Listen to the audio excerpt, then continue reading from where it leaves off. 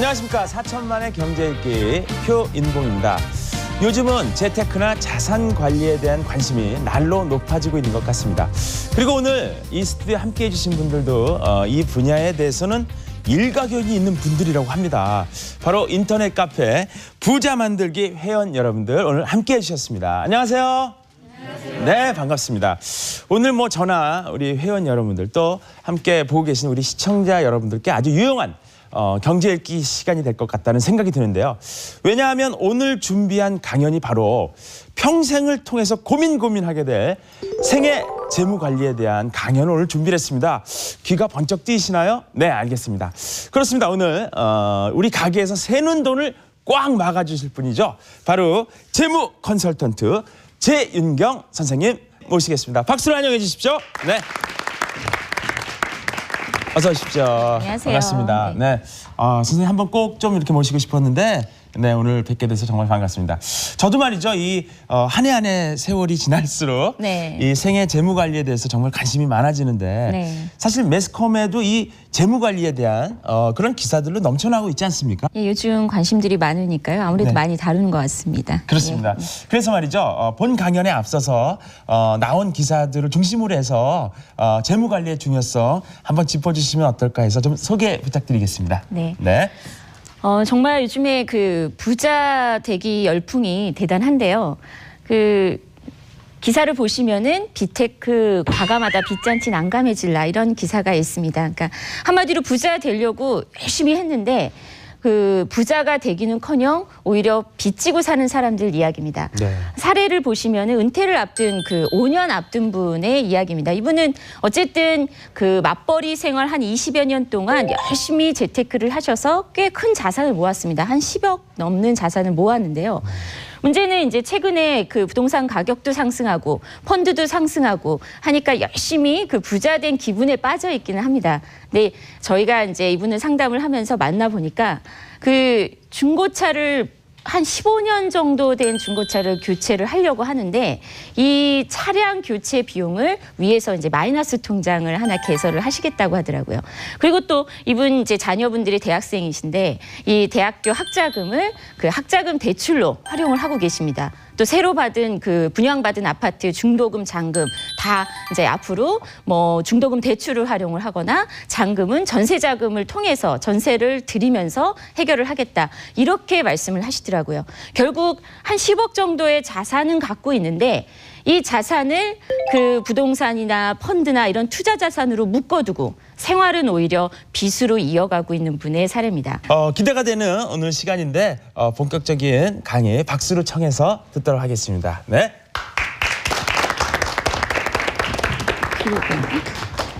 최근 그 부자 열풍이 불면서 많은 사람들이 부자 하면은 이미 돈을 많이 갖고 있는 사람, 혹은 그 매월 열심히 일해서 돈을 많이 버는 사람, 이런 사람들이 부자다라고 생각들을 많이 하거든요. 그렇죠? 부자가 되려면요, 첫 번째로 하셔야 되는 게 정말로 부자가 뭔지, 부자의 상을 먼저 구체적으로 정하셔야 됩니다. 제일 먼저 하셔야 될 게요, 자신의 은퇴 시기를 적극적으로 결정하실 필요가 있습니다. 지금 우리나라 사람들이 좋아하는 은퇴 연령이 몇 살이죠? 60세. 예, 60세입니다. 사실 그 은퇴 60세는요, 평균 수명 70세 때 얘기입니다. 평균 수명이 70세, 그러니까 살아있을 시간이 앞으로 10여 년밖에 남지 않았기 때문에 이제 은퇴를 하고 정말 평화롭게 쉬면서 내 삶을 좀 정리를 하겠다. 그런 의미에서 평균 수명 70세 때 은퇴 60세였습니다. 그러나 평균 수명 100세 시대의 은퇴 60세는요, 생리적으로 맞지가 않습니다. 돈 문제를 떠나서 사실상 40여 년을 그 일 없이 산다는 건 아주 끔찍할 수밖에 없다는 거죠. 적어도 그 생애가 길어졌으니까, 우리 인생이 길어졌으니까 2번 은퇴를 계획을 하셔야 됩니다. 소위 그 인생의 이모작을 꿈꿔라, 이런 얘기를 하는데요. 100세 시대의 그 은퇴 문제는요, 평균 수명 80세 시대하고는 좀 더 다른 문제가 있습니다. 예를 들면은 그 아까 소득 없이 사는 시간 40여 년을 얘기했는데요. 또 어떤 분이 이런 얘기를 하시더라고요. 최근에도 이게 그 굉장히 큰 사회적으로 큰 문제가 됐었는데요. 내가 은퇴해서 경제적으로 자립이 안 된다면 별 수 없이 자식의 도움을 받아야 되지 않겠느냐. 그때 가서 별 수 있겠느냐. 이런 얘기를 하는데요. 그 100세 때 자녀분은 몇 살 정도 될까요? 70살 정도 됐을 것 같은데요. 네, 맞습니다. 평균 수명 100세 시대는요. 한 가정에 두 노인 세대가 함께 늙어갈 겁니다. 자식에게 의존할 수도 없다는 거죠. 지금도 이 자녀들이 경제적 자립이 안 된 노인들 때문에 굉장히 어려움을 겪고 있다고 하죠. 근데 우리가 노인이 됐을 때는요. 사실 우리 자식도 노인으로 함께 늙어갈 수 있다는 겁니다. 이게 소위 이제 노노 문제의 대두라고 하는데요. 그리고 또 이런 게 있습니다. 평균 수명이 연장됐다고 해서 건강 수명이 연장되고 있나요? 아니죠. 건강 수명은 갈수록 줄어들고 있습니다. 그 80세를 기준으로 해서요. 80세 이후를 후기 노인이라고 하고 80세 이전을 전기 노인이라고 합니다. 근데 후기 노인의 절반 가까이가 뭐 우리나라뿐만이 아니라 선진국도 마찬가지입니다. 중증 질환을 앓고 있습니다. 그러니까 우리나라 80세 이후의 노인들의 50% 가까이가 치매 환자거든요. 첫 번째로 가정해 보셔야 되는 게요. 둘 중에 하나입니다. 내가 100살까지 사는데 80세 이후에 20여 년을 질병에 시달리면서 노후를 보낼 수도 있다라는 가정을 해봐야 됩니다. 둘 중에 하나입니다. 내 옆에 있는 사람과 나와 둘 중에 하나는 그런 불행을 비껴갈 수 없는 그런 노후를 맞이할 수도 있다는 거죠. 이 최악의 경우를 가정해 보고요. 지금부터 조금씩이라도 준비해 놓는 것이 사실은 우리가 진짜 꿈꾸는 부자 되기입니다. 그래서 첫 번째로 인생 설계 해보시고 인생 전 과정에 걸친 돈의 흐름부터 파악을 해보셔야 됩니다. 그래서 70세 이후 100세까지 산다고 생각을 하고요. 어쨌든 인생의 이모작을 계획을 해서 2번 은퇴한다고 해도 70세 이후부터는 들어오는 가계 소득, 한마디로 우리 집 수입이 중단이 됩니다. 30여 년이 될 수도 있습니다. 내가 조금 더 일을 한다고 하면 25년, 30년 이 정도 시간은 소득 없이 지금까지 벌어놓고 모아놓고 관리 잘해서 쌓아놓은 돈으로 생활을 하셔야 된다는 거죠. 그것도 여유 있는 생활도 하셔야 되고 또 중간중간 의료비가 필요하면 의료비도 지출하셔야 됩니다. 그리고 또 문제가 뭐냐면요. 70대 때 그 소득이 완전히 감소하지만 그 이전까지도 아주 풍요롭게 우리가 돈을 벌고 사는 건 아닙니다. 인생의 이모작을 계획하라고 했지만 첫 번째 직업, 그다음에 두 번째 직업에서 정말 경제활동이 집중되는 젊은 시기만큼 돈을 벌 수 있는 건 아닙니다. 현재도요 평균적으로 40대 그 중후반 이후부터 소득이 감소합니다. 가계 소득이 감소하고요. 그리고 뭐 60대 이후부터는 아예 중단되는 가정도 많은데요. 문제는 그거예요. 40대 그 중후반부터 소득이 감소하는데 그러면 그 들어오는 돈이 줄었다고 해서 나갈 돈이 줍니까? 아니요. 아닙니다. 예, 오히려 반대입니다. 40대 중후반부터는 여기 보시면 자녀들이 대학에 입학을 하고 그리고 또 여러 가지 목돈 나갈 일들이 계속 생겨납니다. 그리고 이미 자녀들이 이렇게 성장했기 때문에 생활비도 그 이전과 다릅니다. 그래서 한창 지출은 집중되는데 이 시기에 소득이 감소한다는 거죠. 이 얘기는 뭐냐면요. 40대 중후반이 결국은 우리 인생에 있어서 경제적 정년입니다. 소득보다 한마디로 들어오는 돈보다 나가는 돈이 많다는 겁니다. 그 얘기는 다시 얘기해서 지금부터 40대 중후반까지가 저축이 가능한 시간입니다. 우리 인생 전반에 걸쳐서 돈의 흐름은요. 이렇게 크게 세 가지입니다. 돈을 벌어가지고 쓰고 남는 시간이 있고 그리고 딱 번 만큼 쓰는 시간이 있고 그리고 저축으로 사는 시간 이렇게 세 덩어리로 구분이 됩니다. 이 흐름을 제대로 관리하지 않으면요. 지금 얼마를 갖고 있건 간에 사실은 이 시간에 생활 자체가 불가능해질 수도 있다는 겁니다. 가장 중요한 거는 돈의 내 인생 전 과정에 있어서 원활히 흐를 수 있도록 그 현금 흐름 관리를 지금부터 목표를 세워서 잘 하셔야 되는 겁니다. 지금 버는 돈은요. 사실은 지금 다 쓰고 살아도 되는 그런 돈이 아니라는 겁니다. 근데 우리나라 사람들은 단기저축 좋아하죠. 단기저축 좋아하시고 그리고 사실은 먼 미래를 계획하고 은퇴를 계획하고 아무리 은퇴가 중요하다고 강조를 해도 그래도 사실 2, 3년 내에 나한테 닥칠 돈 쓸 일 이거부터 먼저 해결하려고 하는 경향들이 강합니다. 그래서 흔히 20대는 결혼자금 준비하는데 올인하고 30대에는 주택자금 준비하는데 올인합니다. 40대 되면 아이들 사교육비 쓰느라 헉헉대고 그리고 나서 50대 돼서는 경제적 정년을 맞이하는데 그땐 대안이 없습니다. 그래서 열심히 재테크를 하는데 이 정말 80여 남은 시간 어떤 100세까지의 이 생애 전 과정에 걸친 필요한 돈을 단기간에 해결할 수 있다. 이 엄청난 돈을 짧은 시간에 큰 투자 성공으로 해결할 수 있다. 그렇게 믿으십니까? 아닙니다. 아닙니다. 그런 대박 수익을 기대하는 마음 자체가 오히려 우리가 버는 돈도 까먹을 위험으로 내몰 수도 있습니다.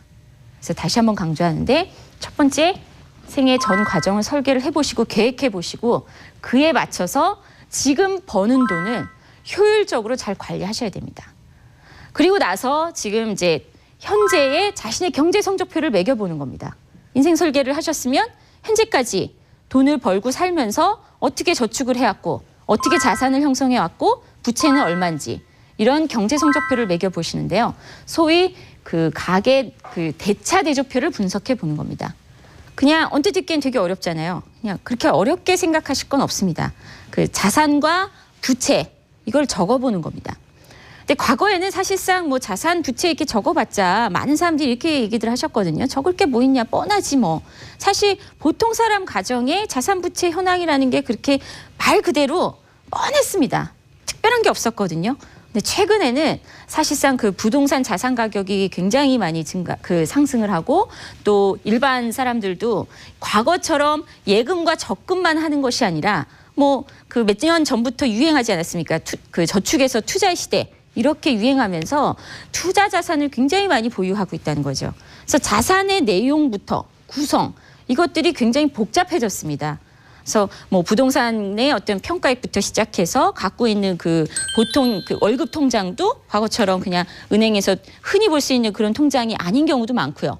뭐 CMA 같은 통장이 유행해서 CMA 통장을 갖고 있는 집도 있지만 마이너스 통장으로 갖고 계신 분들도 적지 않더라고요. 예, 맞습니다. 그래서 그렇게 그 자산의 구성이 굉장히 복잡해졌고요. 근데 자산의 구성만 복잡해진 게 아니라 그 옆에 보면은 사실상 그 부채 있지 않습니까? 부채도 요즘은 굉장히 많이 끌어다 쓰고 있습니다. 그 투자가 유행하고 있는데 그 투자자의 한 15% 이상이 다 빚으로 투자를 하고 있고 또 그 이 빚으로 투자하는 사람들의 그 빚 구성을 들어가 그 보니까 투자 자산이 한 40%가 이미 부채로 뭐 차지하고 있다고 하는데요. 이것도 뭐 한 그 얼마 전 분석이니까요. 최근에 부채 계속 증가하고 있거든요. 굉장히 심각합니다. 우리나라 이 그 부채 상황이 굉장히 심각해요. 근데 이 부채 내역을 이렇게 쭉 분석을 해보면은 최근에 보통 분들이 웬 그런 부채를 이렇게 화려하게 갖고 계시는지 액수도 액수인데 종류가 대단히 많습니다. 그래서 부채를 적어보실 때 그냥 내가 은행권에서 그 은행에서 빌린 돈 이렇게 적으실 게 아니고요. 다 끌어다가 생각해 보십시오. 그래서 예를 들면은 보험에 그 가입한 거에서 빌린 건 없는지, 약관 대출, 퇴직금 담보 대출, 또 어떤 분이 심지어 예금 깨는 게 아까워서 돈은 필요한데 예금 담보로 또 빚도 내십니다. 예금 담보 대출, 부동산 담보 대출, 뭐 온갖 부채 종류를 다 갖고 계신 분도 봤어요. 그래서 저도 사실 요즘 상담하면 할수록 부채 종류가 이렇게 많구나라는 새로운 사실을 알게 되는데요. 이게 다 분석해 보셔야 됩니다. 그래서 내가 어떤 부채를 갖고 있는지. 그래서 중요한 건 그겁니다. 자산도 액수보다는 구성이 중요합니다. 그리고 부채도 액수도 중요하지만 액수도 중요합니다. 근데 구성도 중요해요. 그래서 먼저 이제 자산 구성부터 그 말씀을 드리면은 아까 그 제가 5년 은퇴 앞둔 그 이 선생님의 사례를 가지고 말씀을 드렸는데요. 보유 자산은 10억인데 돈을 쓰려니까 쓸 돈은 없어요. 그렇죠? 쓸 돈은 다 빚으로 해야 돼요. 마이너스 통장에서 꺼내 쓰고 어디서 꺼내 써야 됩니다. 이게 뭐냐면요. 자신의 인생 계획과 맞지 않은 자산 구성을 갖고 계신 거예요. 내가 6개월 후에 쓸 돈, 필요 없어. 6개월 후에 빚으로 쓰든가. 난 지금 당장 펀드가 고공행진하고 있으니까 갖고 있는 돈은 다 펀드에다가 할 거야. 이렇게 해서는 안 된다는 겁니다. 6개월 후에 쓸 돈, 1년 후에 쓸 돈, 3년 후에 쓸 돈. 이것까지는 어쨌든 구체적으로 좀 세밀하게 예측을 해서 단기 자금으로 확보를 해놓으셔야 됩니다. 쓸 수 있는 형태로. 투자 위험이 없는 자산으로 구성해 놓으셔야 된다는 거예요. 근데 또 이런 얘기들 하세요. 내가 3년 안에 돈 쓸 일이 없을 거라고 생각했는데 어느 날 불쑥 그 돈 쓸 일이 생겼어요. 이게 사실은 예비자금입니다. 요즘 보통 가정에 보면요. 그 생활비의 한 3배에서 6배 그 예비자금 반드시 확보해놔라. 이런 얘기 많이 들었죠. 그냥 그런 얘기는 다 귓등으로 흘립니다. 전혀 확보 안 해놔요. 요즘 같은 경우는 특히나 그럴 일 없죠. 왜냐하면 너무 아까운 거예요. 어떻게 돈을, 목돈을 세상에 그 수십출 이자도 몇 푼 안 되는 통장에다가 그냥 잠재울 수가 있어. 돈 있으면 투자하고 돈 있으면 펀드 사고 이래야지. 이런 생각하시는 분들이 많습니다. 그래놓고 비상 때 그러면 돈 쓸 일 생기면 어떻게 하실 겁니까? 그럼 이 얘기를 하시죠. 마이너스 통장 혹은 그 신용카드 한도 가지고 가능하다. 이런 얘기들 하십니다. 근데 사소한 빚이 가계의 전체적인 재무 구조를 악순환에 빠뜨릴 수 있습니다. 부자도 중요한데요. 어쨌든 다들 꿈꾸시는 게 돈 쓰고 싶을 때 돈 써야 될 때 돈 쓰는 부자니까 그럴 때 돈 쓸 수 있는 자산 구성을 갖는 것이 대단히 중요합니다. 이게 재무 건전성입니다. 첫 번째로 그 재무 건전성에서 자산 구성이 나의 돈 쓸, 미래의 돈 쓸 계획과 맞물려 있느냐, 잘 균형적으로 갖춰져 있느냐, 이거를 먼저 따져보시고요. 두 번째, 부채를 분석을 하시는데 부채 액수도 중요하고 근데 더 중요한 거는 또 이것도 마찬가지로 구성입니다. 이런 분이 계세요. 나는 집을 4억 주고 샀는데 부채는 1억이 채 안 됩니다. 이런 분이 계십니다. 보면 그럴듯하죠. 근데 보유 자산은 사실은 한 6억, 7억 돼요. 부채는 한 8천여만 원밖에 안 됩니다. 나는 괜찮지 않습니까? 우리 집 자산 그 재무 구조는 괜찮지 않습니까? 이렇게 말씀하시는데 문제는 이분은 절대로 괜찮지 않습니다. 왜냐하면 이 담보대출도 없어요. 다 다른 데서 끌어다 썼습니다. 퇴직금 담보대출, 뭐 예금 담보대출 다 끌어다 썼는데 어떤 분이냐면은 빚이 절대 줄지 않습니다. 하나 끝나면 또 새로 냅니다. 왜냐하면 빚이라고 생각 안 합니다. 내 돈에서 잠시 끌어다 쓴 거라고 생각을 하시는 거죠. 퇴직금 어차피 나중에 받을 돈에서 잠시 빌려 쓴 거야. 예금 어차피 통장에 있으니까 거기서 잠시 꺼내 쓴 것뿐이야. 부채라고 생각하지 않기 때문에 갚고 또 빌리고 갚고 또 빌리기를 계속 반복하시는데 갈수록 부채가 늘어납니다. 사실은 부채가 얼마냐가 중요한 게 아니라 앞으로 구체적으로 상환 계획이 분명히 있고 이것이 우리 집 앞전 얘기했던 인생 전반에 걸친 현금 흐름에서 큰 문제가 없느냐. 이렇게 크게 보고 길게 보는 이런 자산과 부채에 대한 평가, 우리 집 재무 건전성에 대한 평가, 이것이 대단히 중요하다는 겁니다. 그래서 막연한 부자 되시지 마시고 확실하고 구체적인 부자 꼭 되셨으면 좋겠습니다. 그러면 여기 나오신 분 중에 그 한 분의 현재 재무 상태를 분석을 해보고 평가를 해보고 그 아까 제가 말씀드린 대로 어떤 미래에 그 사망할 때까지 인생 전 과정에 걸쳐서 진짜 제대로 부자로 살 수 있는 그런 그 경제 성적표인지 한번 평가를 해볼까 하는데요. 괜찮으시죠? 예, 괜찮습니다. 네. 예, 너무 많은 것이 그 오픈이 돼서요. 현재 나이는 그 29세시고 월 소득이 네, 맞습니다. 예, 연령에 비해서 굉장히 높으신 편이에요, 그렇죠? 잘 모르겠습니다. 네. 보니까 어쨌든 소득이 높아서 지출 성향은 엄청나게 펑펑 쓰시는 스타일은 아니지만 그래도 좀 다소 여유가 있으신 것 같아요. 그렇죠? 한번 이렇게 본인의 지출 내용을 이렇게 말씀을 해보시죠. 예, 제가 좀 먹는 걸 좋아해가지고요. 지금 굉장히 모질라거든요. 지금 더 많이 써야 되는데 최대한 이제 결혼 정년기도 됐고 펀드나 적금 쪽으로 제가 좀 눈을 돌려서 그쪽으로 많이 초점을 두고 있거든요. 네. 네, 아직. 그러니까 식비가 50만 원이에요. 혼자서 이렇게 다 드시는 겁니까? 식대랑 이제 친구들 만나고 네. 그런 쪽에 들어가고 있습니다. 이게 보통 이렇게 4인 가족 이 외식비 제외하고 식비만 한 30만 원이면 적당하다고 하는데 혼자서 한 4인 가족의 거의 1.8배 정도를 드시네요. 거기에 술도 포함되거든요. 술값까지 예. 교재비가 많이 지출이 되시는군요. 예. 그다음에 이제 통신비나 그다음에 또 카드 대금 25만 원이 별도로 있어서 저는 교재금이 여기 포함되는 게 아닌가 그랬는데 먹는 거 빼고 카드 대금은 또 별도로. 예, 주로 어디다 쓰십니까? 주로 이제 가스비, 네. 자동차를 차량, 차량 운전할 때. 네. 포인트, 차는 예. 할부를 안 하셨나 보죠? 예? 차는 할부로 구입 안 하시고 예, 할부를 안 하고 네, 그냥 샀습니다. 갖고 있는 돈으로 쓰시는. 네. 그렇게 하셨군요. 지금 보니까 펀드 70만 원, 종신보험 15만 원, 적금 50만 원, 그다음에 주택 청약에 10만 원, 장기 주택 예금에 20만 원. 예, 그다음에 취미 생활에 한 8만 원 정도 쓰고 계시는데요.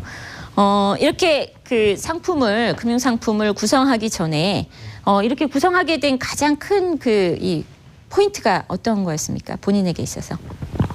이렇게 나중에 좀 풍요롭게 좀 살기 위해서 네. 제가 나름대로 꾸며봤는데요. 네. 제가 직장 생활한 지 한 2년 정도 됐는데 이렇게 얘기는 많이 들었는데 솔직히 이렇게 막상 돈을 벌다 보니까 어떻게 해야 될지 잘 모르겠더라고요. 그래서 이렇게 좀 여러 선배들 얘기도 들어보고 해가지고 이렇게 결정해서 제가 선택하게 됐거든요. 선배들 얘기 들어보고 왜 펀드 70만 원에 적금 50만 원을 가입하셨죠? 예, 요즘 시대에 뭐 적금하면 안 되고요. 여러 가지 뭐 펀드나 뭐 그쪽으로 좀 눈을 돌리라 네. 하면서 강의도 듣고 했는데 괜찮더라고요. 예. 그래서 네. 예.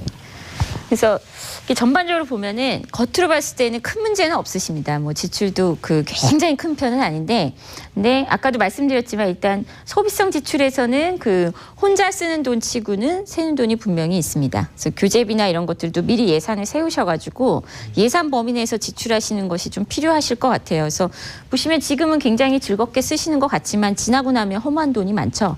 사실 20대에는요, 20대에 쓰는 1, 20만 원 돈이 길게 봐서 인생 전반을 결정할 수도 있다고 생각을 하십시오. 20대 돈을 어떻게 관리했느냐가 30대를 다르게 하고 빚 없는 30대를 만들고요. 빚 없는 30대가 사실 풍요로운 여유 있는 40대, 50대를 만들 수 있습니다. 그래서 20대 돈 관리 정말 잘하셔야 돼요. 근데 그에 비해서는 그래도 조금 방만한 소비성 지출이 이루어지고 있는 게 첫 번째로 이제 큰 문제라고 생각이 들고요. 두 번째 이제 지금 금융상품을 구성을 하고는 있으시되 구체적인 미래 설계를 하고 전제된 상태에서 금융상품을 구성하신 것 같지는 않아요. 예, 맞습니다. 예, 펀드가 좋으니까 이제 좀 하면 좋겠는데 대략 비중은 한 6대 4 정도로 펀드와 적금을 하면 좋겠다. 그렇죠? 예, 그 황금 비율은 뭐 신문이나 이런 데서 보면 많이 나왔는데 맞는 것 같다라는 생각이 하셨죠. 그렇지만 네, 구체적으로 이 통장들을 내가 미래에 언제 어떻게 쓰겠다라는 계획이 없는 거예요. 그렇죠? 예, 맞습니다. 네. 그래서 지금 이 펀드도 그렇고 적금도 그렇고 구성 자체는 크게 객관적으로 문제 삼을 건 없습니다. 다만 이렇게 막연한 그렇대더라, 좋대더라, 주위에서 이렇게 하는 게 뭐 그냥 일반적이래더라 해서 하다 보면요. 쉽게 이 금융상품에 투자하는 것들은 쉽게 타협이 될 수 있습니다. 한마디로 하다 보니까 좀 돈이 좀 부족해, 쓸 돈이 부족해 하면 좀 적금 줄이고, 그리고 펀드도 좀 하다 보니까 막 주식시장이 잘 나갈 때는 펀드 하면은 막 1, 20만 원을 더 하고 싶어요. 그렇죠? 좀 지출 줄여가지고 펀드 통장 하나라도 더 개설하고 싶은데 갑자기 요즘같이 막 출렁입니다. 잠시 쉬어가자. 그러면서 잠시 멈춥니다. 그 돈 다 고스란히 또 소비성 지출로 또 새나가죠. 그렇게 될 위험성이 있습니다. 저축을 하시던 투자를 하시던 확실한 거는요. 나의 미래 돈 쓸 계획하고 딱 맞춰놓고 하셔야 됩니다. 그래야 또 중간중간 안 깰 수 있고요. 두 번째로 뭐냐면은 그렇게 하실 때 내가 돈을 모으는 데 있어서 목표의식도 뚜렷하고 그리고 즐거움도 배가가 될 수 있습니다. 막연히 펀드 수익률이 좋대더라 해서 하는 것보다 내가 5년 후에 확실하게 예를 들면은 우리 가정 어떤 주택 마련 자금에서 확장을 하겠다. 우리 주택 확장 자금이다. 라고 딱 꼬리표를 달아놓고 하는 거죠. 10년 후에 내 아이 정말 대학 진학 전에 한번 멋진 여행 한번 해주고 싶다. 그런 꼬리표 달아놓고. 그리고 이거는 우리 아이들 아직 결혼 안 하셔갖고 아이들도 없겠지만 결혼 전부터 결혼하실 거지 않습니까? 네, 맞습니다. 네. 결혼도 예측하시고 출산도 예측하시고 내 미래 아이의 얼굴도 다 예측해 보시는 겁니다. 그리고 아이를 위한 미래 등록금 통장이다. 라고 해놓고 준비하시고 그리고 난 노후에 죽었다 깨나도 자식한테 의존하거나 혹은 경제적 자립이 안 돼서 비참하지 않겠다라고 생각하는 은퇴 통장도 마련하시고 이렇게 다 미래에 필요한 자금에 맞춘 꼬릿말을 달아놓고 하셔야 실제로 즐겁게 사실은 돈을 모아 나가실 수 있습니다. 그리고 목표의식도 뚜렷하고요. 예, 잘 아시겠습니까? 네. 그럼 다들 제대로 우리 인생 설계 해보고 제대로 부자 됩시다. 네. 저는 여기까지 하고 오늘 강의는 마치도록 하겠습니다. 네, 고맙습니다. 강의 너무 재밌게 잘 들었습니다. 네, 감사합니다. 예. 근데 저는 이제 재밌게는 들었지만 들으면서 가슴이 뜨끔뜨끔했던 게 제가 부채 비율이 상당히 많은 것 같습니다. 네. 오늘 강의 듣기 전까지 그런 생각을 안 했는데 제가 살고 있는 주택을 담보로 해서 담보대출도 있고요. 네. 또 제가 적금을 또 담보로 해서 네. 그것도 있고요. 네. 또 그 나온 돈으로는 다른 데 투자를 했고요. 네. 저는 그거를 별거 아닌 걸로 네. 오히려 그게 투자 이율이 높기 때문에 네. 예, 오히려 나한테 이득이다고 생각했는데 네. 그게 위험한 생각이었군요. 그렇죠. 투자 그 수익이라는 거는 불확실한데 네. 내가 꼬박꼬박 내야 되는 거는 확정적이죠. 그렇죠? 투자 수익은 날 수도 있지만 안 날 수도 있는데 네. 내가 빌린 돈에 대해서는 확실히 갚아야 되는 거기 때문에 네. 이게 얼마나 그 내가 감당할 만한 수준인지 따져보시고 그리고 또 이제 길게 보셔야 됩니다. 여러분도 오늘 들은 이야기들 가슴에 새겨서 다들 부자 되시길 바라겠습니다. 네, 어쨌든 경제를 제대로 읽어서 잘 활용하는 것이 바로 우리 경제 읽기의 뜻이 아닌가 그런 생각이 듭니다. 4천만의 경제 읽기 오늘은 여기까지입니다. 고맙습니다. 네.